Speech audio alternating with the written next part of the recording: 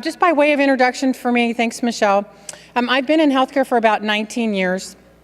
I know you're doing the math. I started when I was 10. But all of my work has really been in focusing attention on the provider network in the clinician side and the actual hospital side on creating and using technology to help in workflow. And as the industry has changed, how do we use that to extend care? And what you're looking at now is really some industry challenges that are just driving, and you've heard it all this morning as I was sitting back at my table going, this is consistent information that you're receiving. So the first three columns are what we call triple aim, but it's really around this increasing of access to care. How do we help reduce costs and really improve quality? How can we use that? So what I'm going to talk about today is how does technology and innovation help that? The last column that we have on this screen is really compliance, and for the industry, that's a very difficult thing. It's kind of an inhibitor, and compliance for healthcare is around HIPAA or FDA compliance, or how do I move information? And one of the biggest things in this space is really, there's lots of data. Data is moving all over the place, and you'll see it in just a bit. All of this information from things, where is it going and why is it important? And is it secure when it's being moved? And those things are things that we really worry about. So to set the stage just a little bit, you've heard some of these numbers, but this is definitely the healthcare costs are out of control. Some of the spending by 2020, it's just really, it's almost hard to visualize or get a handle on it. But really where we focus a lot on is the sickest, right? The sickest in the community, the chronic care is really using up a huge percentage of the funding, and there's really reasons for that. And those have to do with the cost of care, working around the affordability and the documentation, the regulations, and using what we have to do what we can best work for. And so if you look at some of these numbers, which is kind of scary actually, if you look at $31 billion, that's a big number. When you look at 50% of that, and 1.3 trillion. Those are big numbers as you look towards what the healthcare ecosystem is facing and us as consumers. But when we're looking at the two things that are driving this, one of those has to do with unnecessary ER visits and readmissions, and you've heard that all this morning. So this is just what's documented as unnecessary ER visits. So how can we look at looking at some of the challenges across all these markets? On top of this, of the dollars, there's also a physician shortage, right? So when we look at the physician shortage, there's also a nursing shortage. There's a physician shortage in urban areas. So there's all these things that are kind of piling up to make that perfect storm of how do we use the information that we have and the technology, and you heard some great programs that were detailed out today. How do we use all that to make a difference? And normally when I show these numbers, I tell people, okay, don't jump off the ledge yet. There is some things to help in this space. This is one of the latest reports or predictions about what things could do or innovations that can happen around this space. This is done from IDC, an analyst done in December, I believe. So I just highlighted some of the key pieces that would make a difference in how technology can affect some of those care continuum, the continuation of care, and some of the mHealth or mobile health initiatives that are out there. So when you look at mobile health and telehealth, and I always, and I was talking about this at our table earlier, telehealth is really a very large word that covers a lot. And when you look at mHealth, it's kind of the same thing. We talk about it as mobile health, but it comes up underneath that telehealth. And part of a lot of that has to do with social. I noticed a lot of people are tweeting. There's a lot of social networking going on. How do we apply social networking to healthcare and in a compliant manner? There's that compliancy again. How do we do those kinds of things? And how do we add additional support to the network itself? How do we add compliance to it? So those are some of the differences that are happening. One of the last one, or number 6, has to do with retail clinics, and that's a big push into this space where Walgreens is a big partner here today. Walgreens is moving where retail clinics are providing care. So that increase of access, how do I get to where the patients are? And that's when we talk about mobility in mHealth. It's bringing technology in a compliant manner to where care needs to be delivered, right? So that's at a patient's home. It's at a location that's close to them, could be retail. It also could be in a senior center or something else. So bringing the space to where it's necessary. And when you look at the mobile health market, it's a big number. Lots of people have lots of devices, and there's an amazing amount of people who use it for a lot of health reasons. They're loading and downloading apps, and there's a lot of revenue in that. But what we want to focus on is really looking at the areas that it's looked at. So this is JAMA. The next couple slides are really outside organizations focused on what things are happening in healthcare and how innovation could help. So these 4 areas are areas that JAMA says that mHealth could help: chronic disease, helping the clinician become more mobile and be able to do what they need to do wherever. And when I say clinician, I do mean the full gamut of clinicians, not just physicians themselves. So again, the industry's telling us we're moving towards that. For many years, and Scott and I were at the table, Scott from the University of Miami, and I've been doing this for a long time. We've been doing a lot of pilots for a long time. And we now know that pilots work, the industry works, the telecommunication industry works, the technology works. Now it's really getting into phases where it's proving the point, less proving the point and more actually doing. And so the industry started to move towards that, which we think is a good thing. There's lots of mobility pieces that are available. And just to give you a snapshot of some of the things that Information Week has highlighted are some of the really cool things that technology has done. And I'm proud to say that just about every one of them is a Verizon partner. We have a huge push to make sure that we can connect whatever can connect in a mobile environment to be used wherever the clinical staff needs it to be working. So if that's the home, can we get a robot into the home? Can we get, the first one, BAM Labs, is actually a sensor piece of equipment that sits underneath the mattress. So it enables clinicians to know if the patient has moved. I can weigh the patient without getting them out. So this is even peds, right? So this is across the board.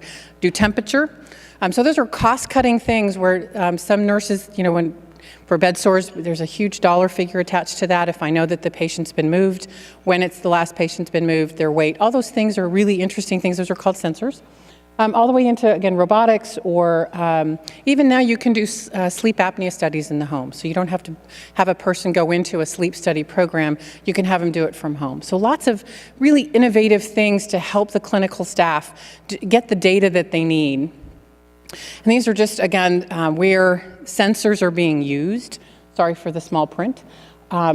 We have outfitted entire homes so that we know if they're getting out of bed, if they're opening the refrigerator to know if they're eating, are they even moving, right? So I'm not sure exactly who said it, but the longer you can keep a patient in their home, so aging in place, the longer you can do that, the bigger cost savings there is to the entire organization and network, right? I see lots of heads shaking.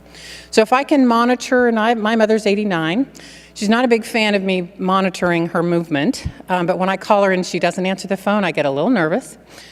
And so I now know if she's moving around, how she's doing. She refuses to move out of her home, which has stairs, which scares the living daylights out of me.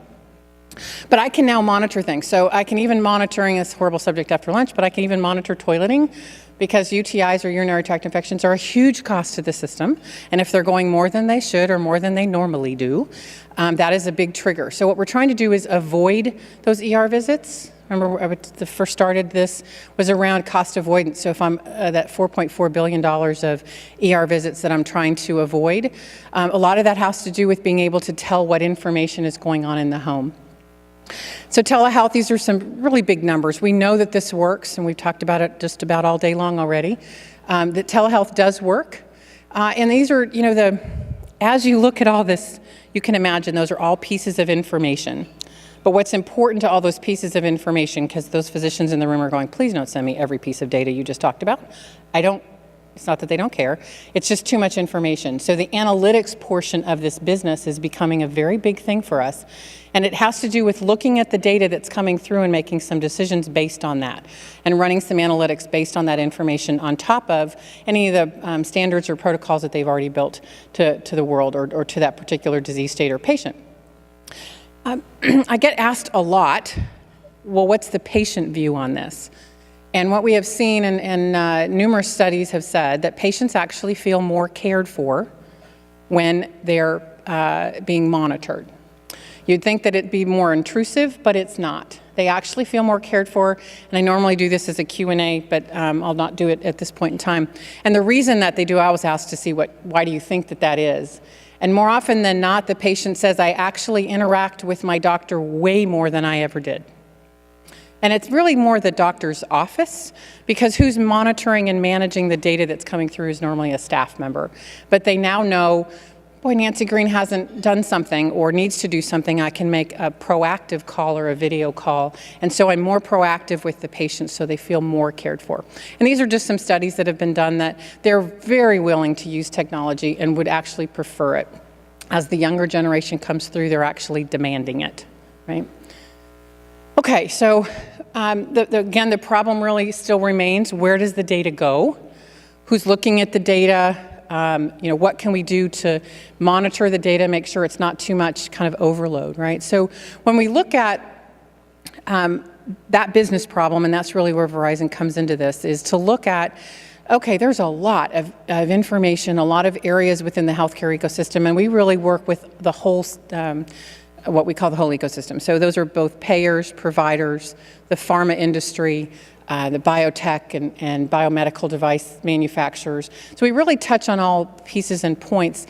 And for us, having that view, it's really a connected world for us. And that's a position that we've taken to really be a platform enablement. So we're not clinical. You'll never see Verizon in a clinical setting.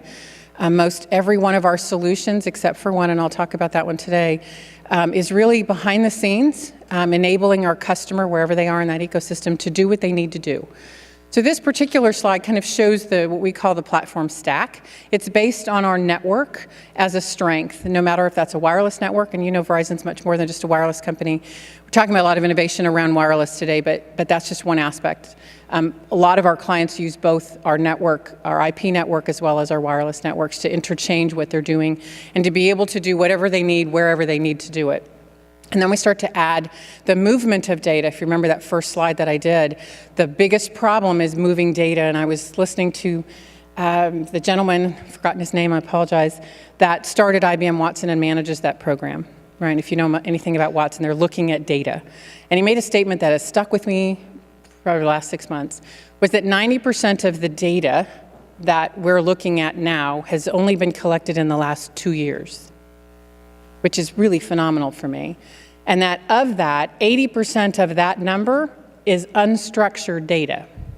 So in the healthcare world, structured data would be EHR, goes into a field, very structured information. Unstructured means it's a picture, a fax, a graph, an X-ray, something that isn't going to necessarily fit into a searchable field.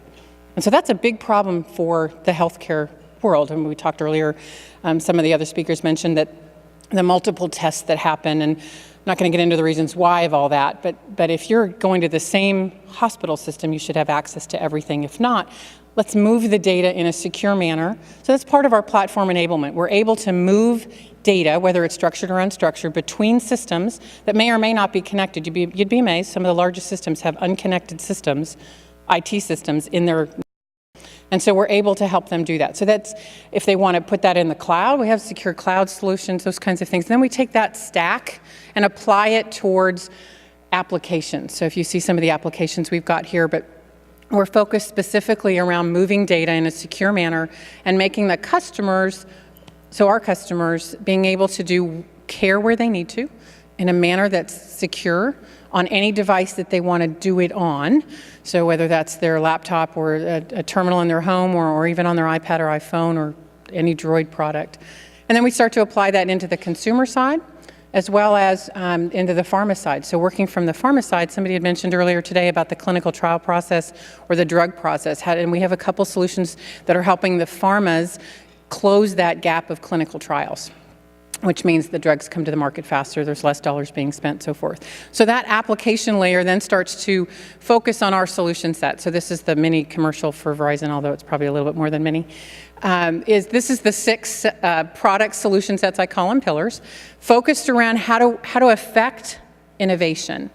And so when you do that, you have to apply security, and we were talking about this at lunch, the security breaches that happen in healthcare. Most everyone's worried about accessing the patient information, the health information. Well, that's not actually where people are going for. What they're looking for is the credit card information and your financial information, not your healthcare information. So the breaches that happen in healthcare are around still the same that happens in retail, which you just made the news a couple months ago or a month ago. It has to do with point of sale terminals, but it has to do with point of sale is like at the store, when you're checking into the hospital or facility, that point of sale where you're using your credit cards. Applying security levels to that, whether it's applying it to a patient level, so one of the big trends, and it has to do with meaningful use, is now all these providers have to do what we call a patient portal. A patient has to have meaningfully used or looked at their data. Well, now I have to open up a portal to a very secure database that I've had in my arms for a long time now. How do I apply secure information or secure data for that? So we have an entire solution set around that. I'll talk about that just a couple steps more around how do we secure identities for people, and that's part of the compliance issue. Some of our pharma solutions are GXP solutions. We have very specific cloud-based services specifically for healthcare. That analytics that I talked about, we do testing, so in the device space or meaningful use testing. So we really have expanded, as Michelle said, we're in healthcare. We have close to 800,000 employees that we're managing, and we also want to affect the cost of our own care. So as we look towards this mobile health, this is probably one of the bigger areas that innovation's happening in is the mobile space. So when we look at universal identity services, so if I go back to the patient portal side, right now I'm assuming and doing some security on Nancy Green is accessing that patient portal. But how do I authenticate really that that's who that is? It's easier for us to authenticate clinicians because we have lots of databases to bounce them up against. So is their DEA license up? Are they licensed in the state of whatever? Those kinds of things. But a patient is even harder, or a consumer is even harder. So we've built things around, and our customers are starting to use them into their own system. So it's built so that they can use it. Nobody ever knows it's Verizon in the backside. But the security services that we have are global. We secure the identities of over 27 countries, the White House, the nuclear launch codes. Those are all things that Verizon secures through these types of services, and we've applied them to healthcare. One of the things that we've solved in the healthcare space is this e-prescribing on the run. Being able to schedule 2 drugs on the run or in a mobile environment that's connected to your EHR. So for doctors, the first thing we get is if it's not connected to my Epic or my Cerner or my whatever, I can't use it. We've already done that. In the backside, it's DEA approved. Everything's approved, given that we're using the same infrastructure we've always used to, again, do the nuclear launch codes, right? If we can do it for that, we can do it for anything. We also do digital signatures. So what we're trying to do is use our services to solve business problems. And every time I do speaking engagements like this, I have someone come up to me with a brand new problem that, can we solve it with this? And we work towards doing that to make sure that within the industry, we get a good cross-section of solving problems. Our healthcare cloud services, so cloud when I was brought on to Verizon, they had a couple of us come on board, and one of them was a cloud expert because they wanted to move into cloud. And the first thing that we told the senior management was it's not in healthcare's DNA to move information out of their 4 walls. They're very protective of it. So we had to build an entire solution set, and for those of you who are working in the space around HIPAA, this is a big issue. And all of you require your partners, and you should, to sign a business associate agreement, which loops that organization into your risk. Verizon, for a long time, didn't do that. So when we came on board, we got an entire cadre of HIPAA lawyers that now report into our organization because they didn't know what HIPAA really meant. And because of that, we're one of the only organizations of our size that will sign a business associate agreement when a customer in the healthcare space puts data in our data centers. And that's a big thing. I don't know how many CIOs that I've worked with across the country that feel a whole lot better about that. It doesn't mean that they're moving everything, but it's moving into the space. And one of the reasons that that's important is it helps cost. Right now, the IT departments in healthcare are struggling. They get a lot of money for this electronic health records and moving a lot of information to that, but their staffs are just so taxed.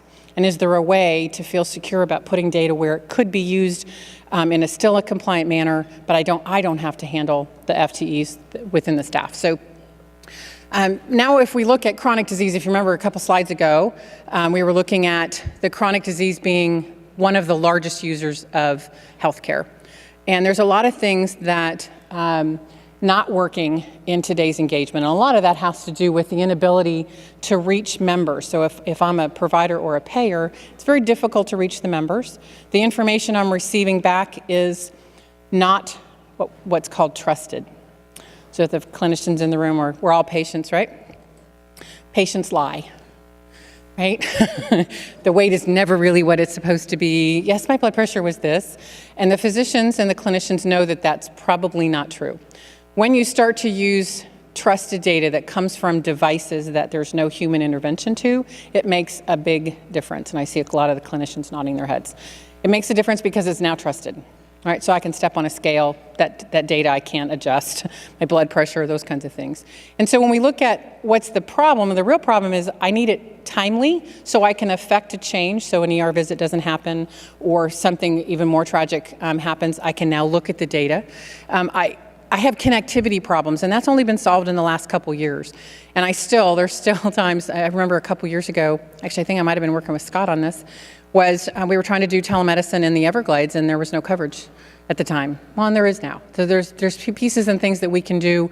We're working with all kinds of different ways that we can do different things. So connectivity was one, but the biggest problem is engagement. As patients, we do not engage in our health.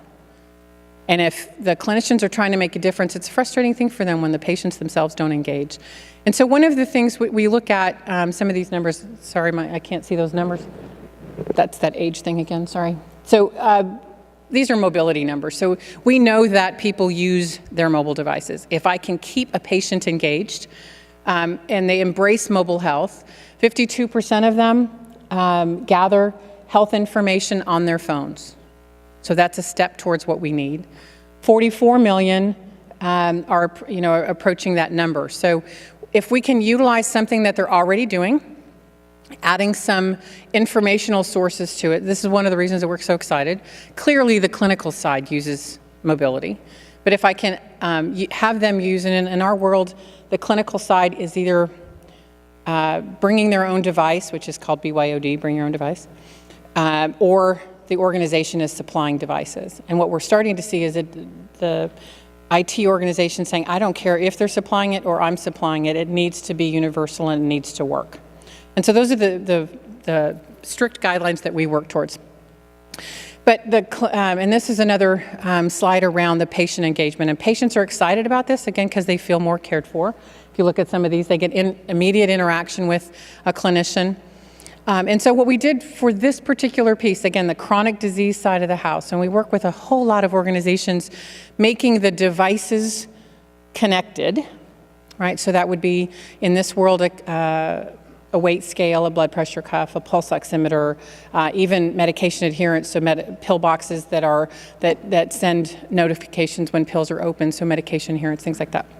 We built a product around that we call Converged Health Management, and we built a product to help the industry, and it's not a Verizon branded product, it sits behind whoever wants to have it, and it's built around specifically looking at and gathering this data from any device on any network, does not have to be a Verizon network device, to any system, and that goes up into our cloud service, and this is the kind of a screenshot of what it is. Of course, there's a mobile app to it. Of course, we would do that, right? But the difference is in this space, when you look at this space, if anybody's in the business of affecting chronic care and the costs of this business, has to do with the ability for both the patient and the clinician to look at the data in an easy manner and make decisions quickly.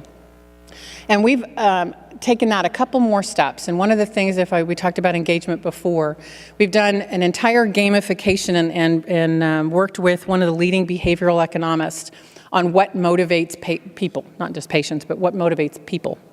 And so we looked at how do we align that? How do we add social? So you saw back on IDC's predictions, one of that is mHealth and social. How do we enable a social environment in a compliant manner? So within this software, this is a diabetic population, if you want as a clinician to open up all the diabetes patients to talk to each other, you can. It also can add your own true social network in a care environment. So your neighbor your mom, your sister, whatever. So in a compliant manner, you're giving the rights to have that data be sent or have them be able to view it. So when you're looking at, this is a patient's view that you're looking at. So I get a little circle that looks like a race car signal, red and green. If I'm looking at the clinician side, in a clinical environment, we normally have care coordinators that are looking at and know that I have to call these 25 people today because that's what I do every day on Monday morning. Now I have the ability to say, oh, I log in the morning, I've got these red, green, yellows, that the reds are what we call out of tolerance. So the physician or the clinician has said, on Nancy Green's profile or her disease state, I want her weight between this and this. I want the blood pressure to be this or above, or all those kinds of things, and only notify me when it's out of tolerance. So those are the reds. So now a clinician, instead of calling those same 25, which might be just fine, I'm now able to look at the high-risk patients to affect a possible ER visit, be able to send a home care nurse there, all those kinds of things that clinician can then look at. So I can do an outbound call. So gamification, we've done some social media, and some education, that's the other piece. This is very different in that if I'm at Baptist or University of Miami, I can load my own information to that disease specifically. So videos, education sources, all the different things that really keep that patient engaged in what they're doing. They can ask questions to their clinicians. And then we added a video portion to this. And that has really made a huge difference. In fact, some of the organizations are doing the video first because the remote patient monitoring is a little intimidating. So I just want to be able to talk to my patients in a video manner. And so we've done 2 products. This virtual visit particular piece is over, again, any device on any network that can get to the internet. And the clinicians on the other end are whoever you decide that the clinicians need to be. They're not Verizon call center clinicians because we don't have any. And so what we're working on is trying, again, to cut the cost curve of that unnecessary ER visit. This is not acute care.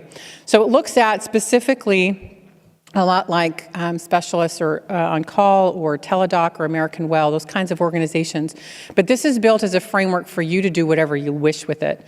And this has been the kind of the big buzz around this space. Has to do with moving data in an environment where the video is actually applied directly to the patient and the physician. These are some of the devices that are used in that type of environment. So if you look at it, we've kind of separated them out. These are some of the different names of the different products, and even into the wellness space. So, when you look at telehealth, you want to be a well diabetic. So wellness is not just for the healthy. We want to make sure that they're well and they're active. The kiosk at the bottom left for you is one of those retail kiosks. When I talked about retail being a big trend to get into that space, that's a full telemedicine unit with a video in it, all the camera equipment, all of the necessary, there's even a scale on there. I've seen people walk in there and not realize that they're standing on the scale. Fully ADA compliant, and we have large retailers that are doing this, large health systems that are putting it into their ER. And they're putting it in the ER to take away the acute and have them and force them into an environment where they don't have to use the high-end dollars and clog up their system. So lots of different use cases for it. And then this is a little more graphic on some of the sensors that I talked about before. You saw the bed, the BAM Labs earlier. Actually, I think it was Scott's slide had the little Vigo, which is the little robot, used a lot in education or in children's hospitals for rounding. Physicians use it for rounding. They're also sending it home with the children. It is a video feed back and forth between a clinician and the patient. Great for mental health. Some of the use cases that they've done, mental health is a big issue in this space, as we've heard. How do I use technology to help that industry? And this technology, especially video, especially with all the great add-ons to the network and the ability to really see what's happening even on a wireless connection, those clinicians can actually do quite a bit now over even their own phones, right? So I have a couple of slides and then we'll do questions and answers. So there's 2 things that Verizon's, so that was the commercial, by the way. Went on a little bit longer, sorry. Yeah, I had to do that. It is my job.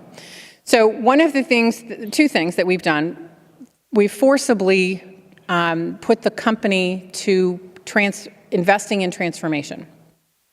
And so to do that, there's a couple avenues that we've taken, and one is to partner with clinical partners. So you see some of those on there. Cleveland Clinic is an innovations partner with us. They're also, if we come up with a product or an innovation that we want to test into a clinical environment, we use the clinic's environment. Some of the different, we work with the Clinton Foundation. The center picture is one of our innovation centers. We have 2 large innovation centers, one in Waltham, outside of Boston, and one in San Francisco. I was just at the San Francisco one earlier this year. We just reopened it to match Waltham. And that is a place that we do not charge our partners or potential partners to come to help them innovate. I have a thing, I'd like to have it work on wireless. I'm not sure what to do or how to do it. And believe it or not, it's not always to wireless. And sometimes it's the best thing for them is a Zigbee to something else or a Bluetooth to something else. It's really about how do we help. We started this in about 2008. We're the only company that does this. And they keep their IP.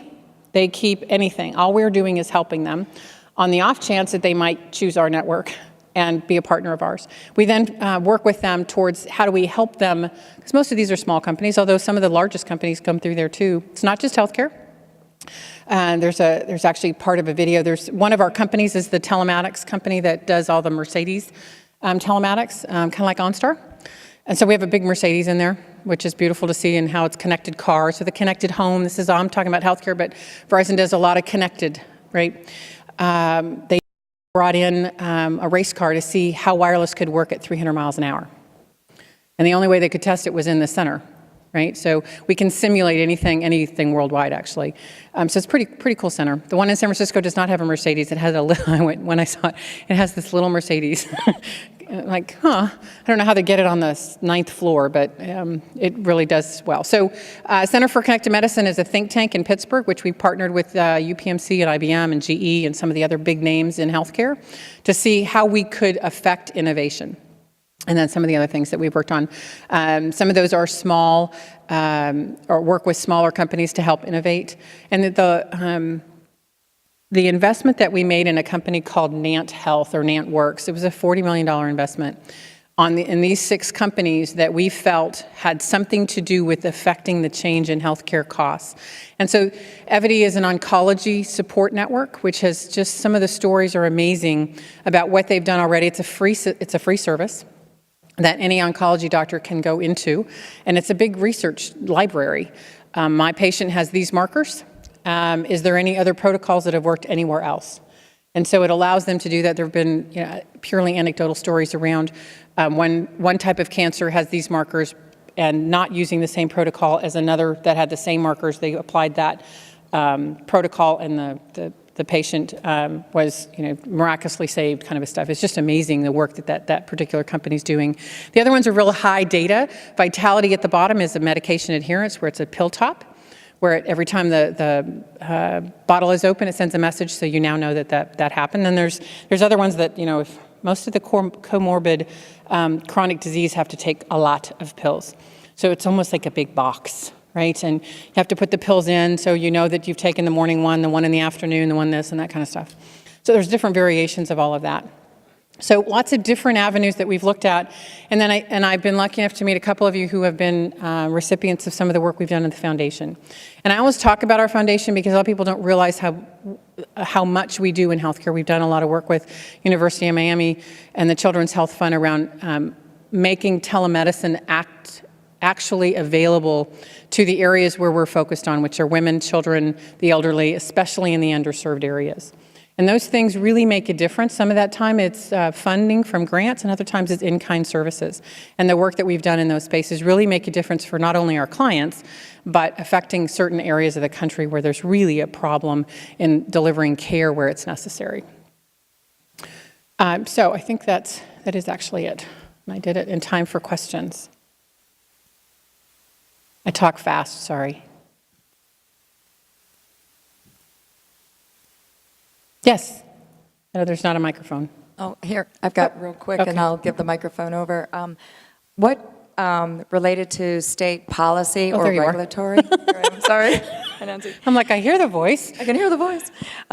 Related to either state regulatory concern or policy, What do you see that either disables your ability to stay on this innovation track and offer this, or what either enables or disables, and top thing comes to mind for you?